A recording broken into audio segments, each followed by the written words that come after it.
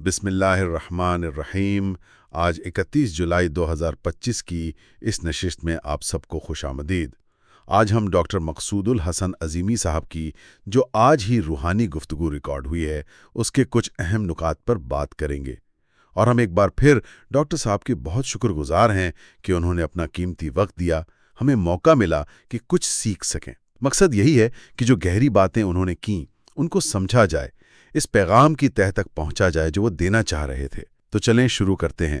گفتگو میں ایک بڑا دلچسپ واقعہ تھا، وہ اولیاء اللہ کے حوالے سے، پانی کڑوا ہونے والا، اور اس میں انگلیوں سے لہروں یعنی ویوز نکلنے کا ذکر تھا۔ یہ کیا تصور ہے؟ جی، یہ بہت اہم نکتہ تھا۔ ڈاکٹر صاحب نے وضاحت کی کہ ہمارے جسم سے، خاص طور پر انگلیوں کے پوروں سے وہ توانائی کی لہریں نکلتی ہیں۔ کلندر بابا اولیاء والے واقعے میں یہی تھا کہ انہوں نے اپنی توجہ کو مرکوز کیا اچھا۔ اور ان لہروں کو جو غالباً نمکیات پر مبنی تھیں انہیں پانی میں منتقل کیا، اور اس سے پانی کھارا ہو گیا۔ اوہ! تو یہ مثال اس بات کی طرف اشارہ کرتی ہے کہ اصل میں ہر شے، ہر وجود وہ لہروں پر ہی مبنی ہے۔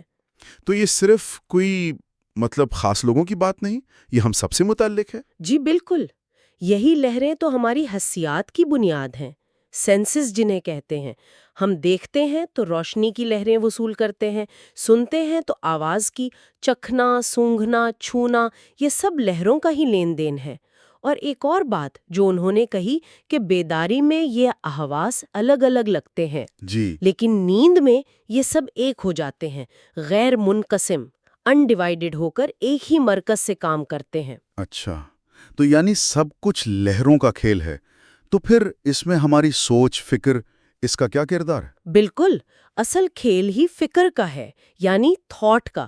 ڈاکٹر صاحب نے یہی فرمایا، ہمارا ذہن بھی وہ دل کی طرح دھڑکتا ہے، یعنی پلسیٹ کرتا ہے اور لہریں پیدا کرتا ہے، جیسے سائنس میں بھی ہے نا، الفا، بیٹا، تھیٹا ویوز۔ جی جی۔ تو اصل کام ان لہروں کو معنی دینا ہے، یا جو باہر سے لہریں آ رہی ہیں انہیں سمجھنا ہے۔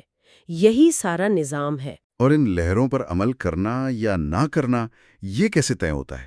وہ قوت ارادی پر منحصر ہے، ول پاور جسے کہتے ہیں۔ اب جیسے روزے میں پیاس لگتی ہے، شدید تقاضا ہوتا ہے، بالکل۔ لیکن ہم قوت ارادی سے اس تقاضے کو رد کر دیتے ہیں۔ تو یہ لہروں کو قابو کرنا، ان پر عمل کرنا یا نہ کرنا، یہ قوت ارادی کا کام ہے۔ صحیح۔ اچھا، اسی سے جڑی ہوئی ایک اور بات تھی، ریکارڈ کی۔ گفتگو میں ریکارڈ کا ذکر آیا، اس کی کیا وضاحت تھی؟ جی، ریکارڈ کے دو معنی بیان ہوئے۔ ایک تو وہ جسے کتاب المبین کہا، یعنی کائنات کا ایک پہلے سے طے شدہ منصوبہ، تقدیر سمجھ لیں۔ ٹھیک۔ اور دوسرا کتاب المرقوم، یعنی وہ ریکارڈ جو ہمارے اعمال، ہماری نیتوں، ہمارے انتخاب سے ہر لمحہ بن رہا ہے، درج ہو رہا ہے۔ یعنی ایک پہلے سے لکھا ہوا ہے اور ایک ہم خود لکھ رہے ہیں۔ جی بالکل، یوں سمجھ لیں۔ اور اس کی مثال بھی دی گئی تھی، جیسے جسمانی ضرورت ہے پیاس کی، جسم میں پانی کی ایک مقدار کا ریکارڈ ہے، جب وہ کم ہوتی ہے تو اطلاع آتی ہے، تقاضا ہوتا ہے، تو یہ گویا ریکارڈ کا بجنا ہے۔ بہت دلچسپ۔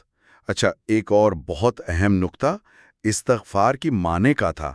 عام طور پر تو ہم اسے بس معافی مانگنا سمجھتے ہیں۔ جی، یہ واقعی بہت گہری بات تھی۔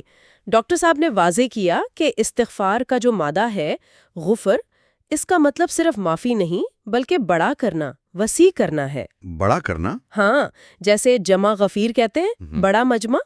تو استغفار کا مطلب ہوا اپنے ذہن کو بڑا کرنا، اپنی سوچ کو وسیع کرنا، اپنی خامیوں، کمزوریوں، جنہیں ذنوب کہا، ان سے اوپر اٹھنا، اللہ کے قوانین کے مطابق خود کو بہتر بنانا۔ یہ صرف معافی مانگنے سے کہیں زیادہ بڑا عمل ہے۔ تو یہ ذہن کو بڑا کیسے کیا جائے؟ خاص طور پر جب مشکلات آتی ہیں زندگی میں، چوٹیں لگتی ہیں جیسا کہ ذکر ہوا۔ جی، اس کے لیے مثال دی گئی لوہار کی۔ جیسے وہ چوٹ مار کر لوہے کو پھیلاتا ہے، شکل دیتا ہے، اسی طرح زندگی کی مشکلات، نقصان، ذہنی چوٹیں یہ بھی ذہن کو بڑا کر سکتی ہیں، مگر شرط یہ ہے کہ ہم اس سے سبق سیکھیں، صرف اس کا منفی اثر نہ لیں۔ اچھا، اثر لینے اور سبق سیکھنے میں فرق؟ جی، اثر لینے سے انسان محدود ہو جاتا ہے، ایک دائرے میں قید، جسے جہیم کہا گیا، جبکہ سبق سیکھنے سے وہ آگے بڑھتا ہے، وسعت پاتا ہے، وہ سابقون میں سے ہو جاتا ہے۔ یہ انتخاب پھر ہمارا اپنا ہے۔ بہت خوب۔ تو خلاصہ یہ ہوا کہ یہ کائنات لہروں کا نظام ہے، ہماری سوچ، حواس، اعمال سب اسی سے جڑے ہیں۔ پھر قوت ارادی ہے جو ہمیں اختیار دیتی ہے۔ ریکارڈ کے دو معنی ہیں، ایک طے شدہ، ایک وہ جو ہم بنا رہے ہیں۔ جی، اور استغفار کا اصل مطلب ذہنی وسعت ہے اور مشکلات سے اثر لینے کے بجائے سبق سیکھ کر آگے بڑھنا ہے۔ بالکل۔ اچھا، چونکہ آج جولائی کا آخری دن ہے، کل سے اگست شروع ہو رہا ہے، تو سب سننے والوں کے لیے دعا ہے کہ آنے والا مہینہ بہت خیر و برکت والا ہو۔ آمین۔ اور اگر آپ کو یہ گفتگو، یہ باتیں غور طلب لگیں تو میلوڈی آف ڈیوائن چینل کو ضرور سبسکرائب کریں، لائک کریں اور کامنٹس میں اپنی رائے بھی دیں۔